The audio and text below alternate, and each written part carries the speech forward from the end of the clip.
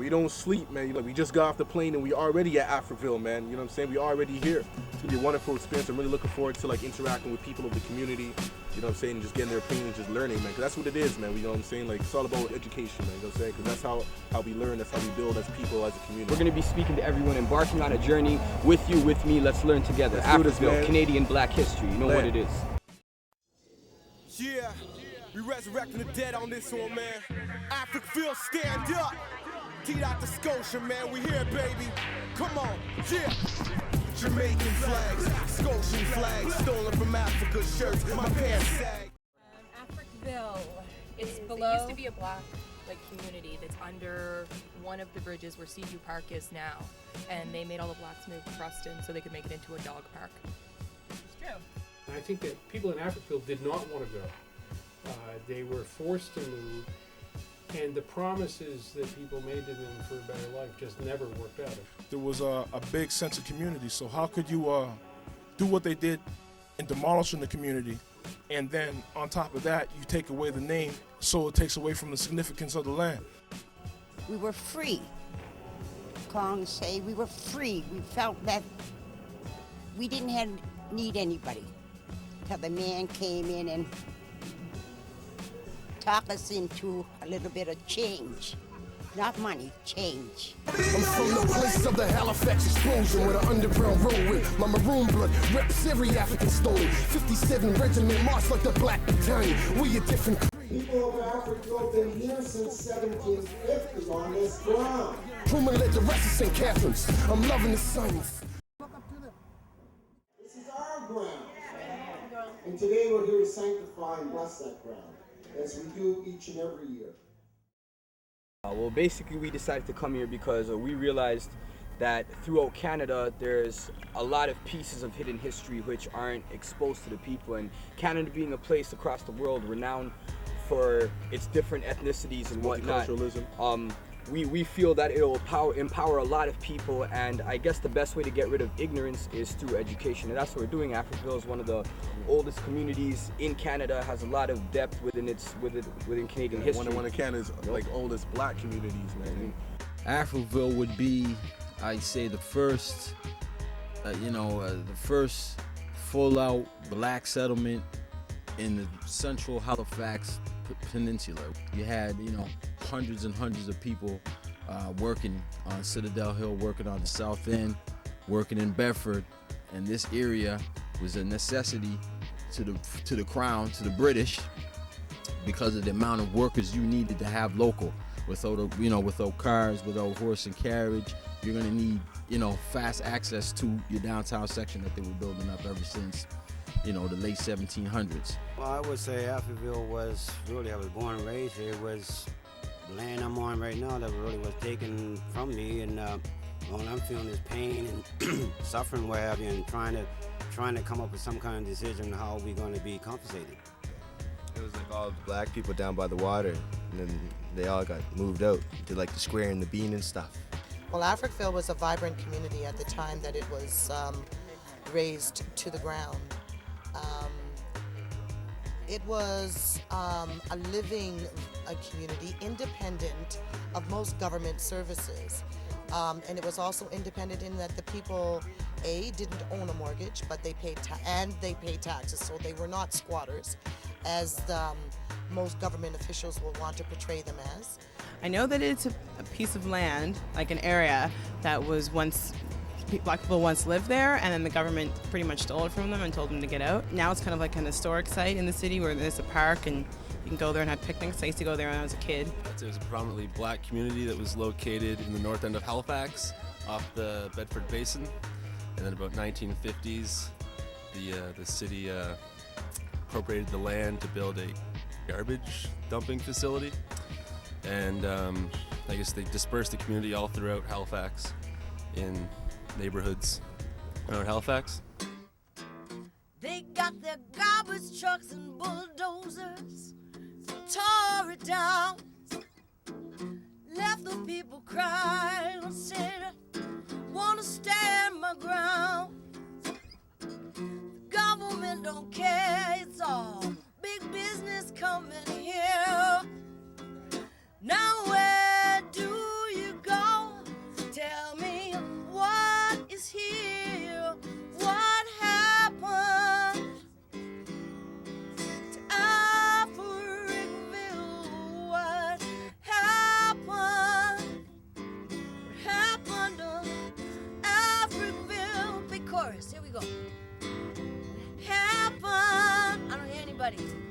Toronto blacks.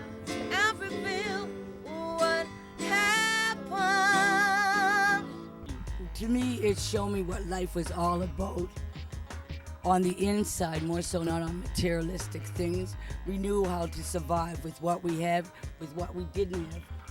Everybody was a family. Whoever needed something, another part of the family would be there to help. You know, it's just kind of sad that it's not recognized like it should be. I remember when I first heard about it, man, that's what sparked me to come out here last year, because as soon as I heard about it, I couldn't believe that there was a black community out here, like, so deep, that goes back to like the late, like 1600s when I was mind-boggling, man. So I just like picked up and came out here.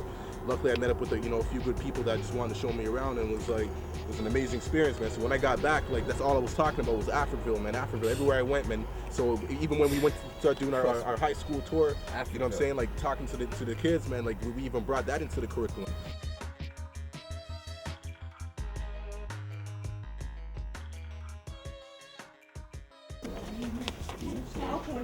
We'll do like file by file. 1962, Africville's fate this year. Afternoon out to Halifax County Chambers. And his brother Victor. We've been camping in Seaview Park for months to pressure City Hall to provide more compensation for African residents. When you take people and you disconnect them from their heritage and from, when I lived in Africville, I knew everybody, I knew all the families, and I knew all the families' families. I'm talking about I knew all the generations. We could go back, we know who people are. And all of a sudden your whole life is disrupted and you're put into a system that's a racist system, you're separated, you lose that sense of community. When you lose your identity, you lose your soul. And that's how it happened. Why do you say that? Because they took it away from us. That's our identity. Our soul is our spirit. So when it was gone, our spirit was broken. Hello, they put us in Uniacke Square in Mulgate Park. We had our own homes over here. We thrived, and it wasn't a ghetto. The ghetto there was what they built in Uniacke Square in Mulgate Park. That's the ghetto. We didn't have a ghetto over here until a white man decided they didn't want to compensate there and take it away for a bridge. The bridge is over there. They still could have kept that field here. They could have built it over us. We would have accepted that. Also, inside Africville, when we came here and we started doing some more research on the systemic way of how it was bulldozed and the process that it took, I realized that the same type of process and the same type of systemic or colonial principles have been put into play when we speak of certain Toronto neighborhoods such as Regent Park, how they bulldozed the land because they bulldozed some of the Regent Park community by force, didn't give any of the community that lived there any choices, forced them to move out of their homes just to use that land to build condominiums and whatnot because the land was looked at as profitable or whatnot. Just as another comparison, like in Africville, they wanted to build this bridge behind this land, and that's one of the many things. They just keep taking our homes away in a systemic manner. They physically forced me off my own land, call me Africville. Plenty foolish late nights, rebel fights, forced in prison. And I'm something like that civil rights movement. Call me George Dixon, or George Clark, or Buddy Day. Lord, I would like to thank you for the life you've given me. Expecting so much more, so this world I have to see. Just please be by my side, watch over all my team. And yes, I'm down to ride, only if they ride for me. I would like to thank you for the life you've given me. Expecting so much more, so this world I have to see. Just please be by my Crazy, man. Nothing but unity right here, man. Africville 2007, man. I didn't need money.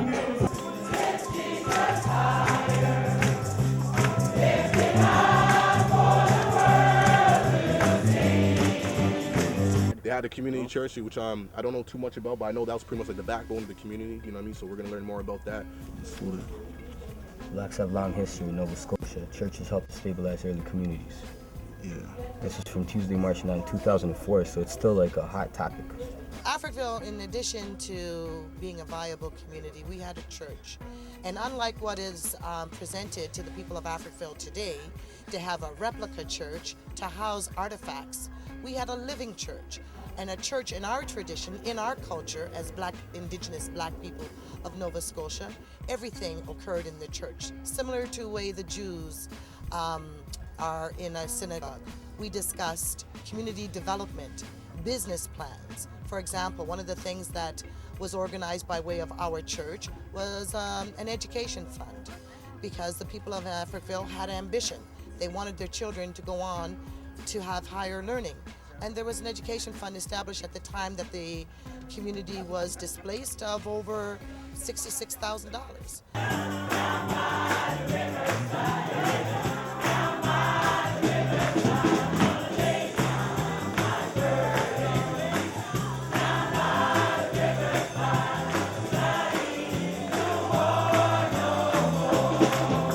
My older brother Dickie came home, and he was the guy that witnessed it. And he said, I can't believe it. He said, they went out there and tore down the church in the middle of the night. And there's still people living in Africville. Why would they do that? Why would they come out and tear down the church in the middle of the night? Well, why? Because they were, I mean, that's a shameful act. You know, people were still living here. That was still their church. But to me, you know, that's what he felt. But to me, it just shows once again the total disregard on the part of the authorities for us as a people.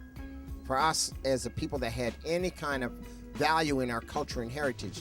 They never seen that. They could not even begin to understand the importance of that. So the church to them didn't mean nothing. It was just another building. And they came out in the middle of the night and tore it down like a bunch of thieves in the night.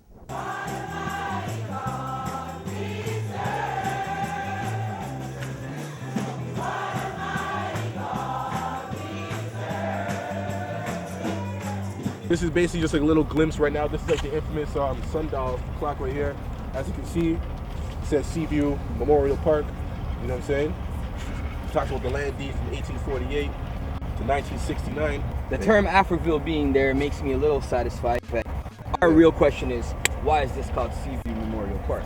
Yeah. The history behind the name of Seaview Park. Everyone knows Seaview was the name of our church. Seaview African United Baptist Church. That was the name of the church. When they were proposing building this park here, they did a survey of the people from Africville and asked them, what would you like the park called? 99% of the people said, call it Africville. What did it get named? Seaview. That goes back to the headlines in the newspaper after they moved my Uncle Pa. They said, Africville gone, soon to be forgotten. So why would they name it Africville Park? They wanted to just completely eliminate Africville. Totally. Name, memories, everything. You know what it is? It's memory genocide. It's complete genocide and the destruction of trying to get rid of our culture and our heritage. You guys feeling all right, y'all? Hey, yo, on the real, the whole purpose of coming out here was like for the Africville reunion. How many of y'all know about the Africville reunion that's happening this weekend? You guys aware of that? Yeah, kind of, maybe? All right, so yo, real quick, I want y'all to do a little chant for me, man. When I say Afric, y'all say Ville, all right? You guys down? All right, check it out. Yo. When I say Afric, y'all say Ville. Afric, Afric. When I say Afric, y'all say Ville. Afric, Afric. Yeah, that's real. But as you know, reading in the paper yesterday, we had quite an episode here in Africville where some cowards and some racist folks came out here and wrote some derogatory remarks. But you know, we said that's not going to dampen our spirit. That's all right. Amen. Amen. That's not going to take us away from why we are here. That's right. We're here to celebrate. We're here to celebrate the history of our community. We're here to celebrate the people of Africville. And we're here to celebrate with everybody in HRM, Nova Scotia, and Canada. And you know, speaking of negative, I mean, I know you guys are here to hear about like the graffiti that they wrote down. And, That racism that exists, what was written on the bench, to me, it's like, honestly, people are offended when they see stolen from Africa shirts. It's crazy because you see, it's like you would swear that this is like 1950, man, but this is like 2007, and like it just shows the level of ignorance. You know what I mean? And like even like our peoples from like the oppressed community, man, how mature we are to like, you know, handle this situation and still take time out to educate those who are not, you know, educated. We gotta know our history, because if we don't know our history, yo, they ain't gonna tell us our history. And if we don't know the past, the future's dark, man. It's not just our history. It's a history that belongs to everybody. And I'm sure that people, some of the comments that you read, people are ignorant. They're ignorant. Talking about Seaview Park, you know, it's for whites only. Seaview Park is Africville. People of Africville have been here since 1750 on this ground.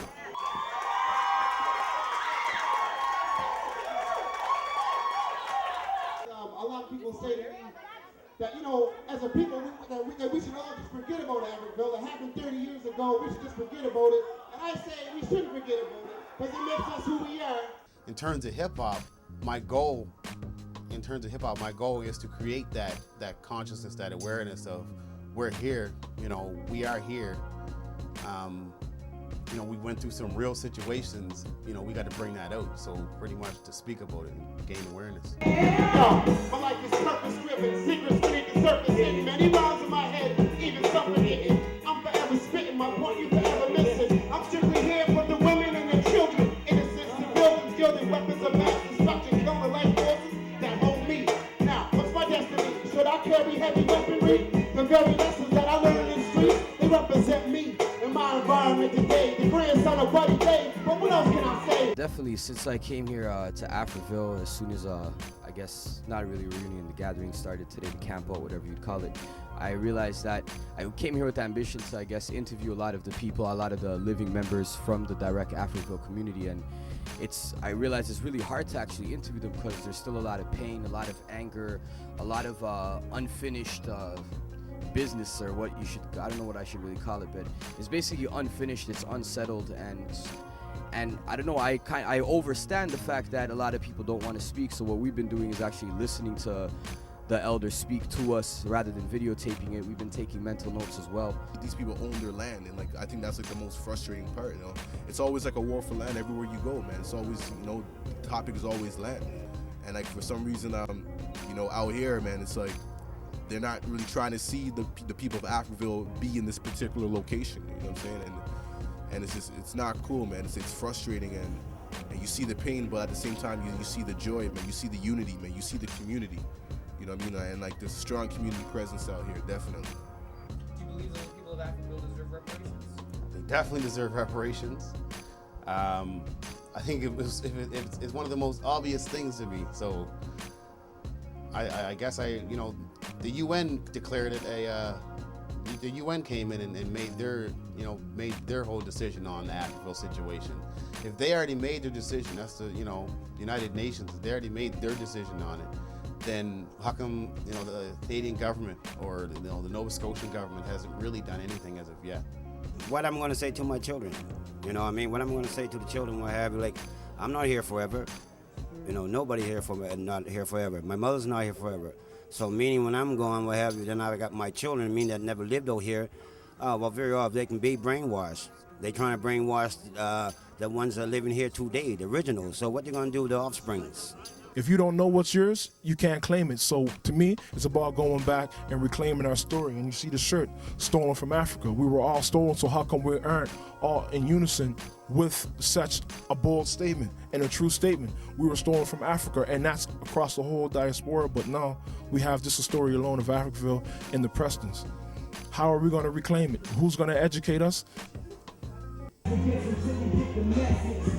the pressure under more scrutiny, and what I do, act more stupidly.